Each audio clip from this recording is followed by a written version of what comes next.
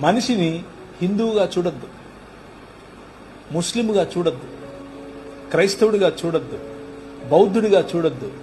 మనిషిని మనిషిగా చూడొద్దు. కష్టమా?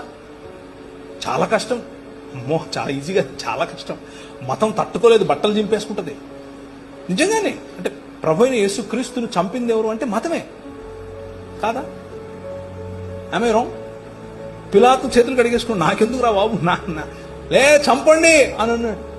మతం నిజమైన మనిషిని చూస్తే బట్టలు చింపేసుకుంటుంది. ప్రధాన యాజకుడు ఉన్నాడు, యూదుల రాజుకు క్రీస్తు. ఏమి నువ్వు అన్నావు? అవును, నువ్వు అన్నట్టే.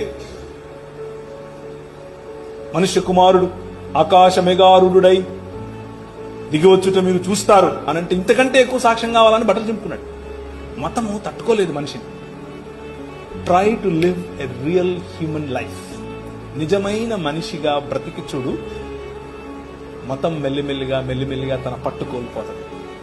That's what Paul did. Paul చేసింది అదే.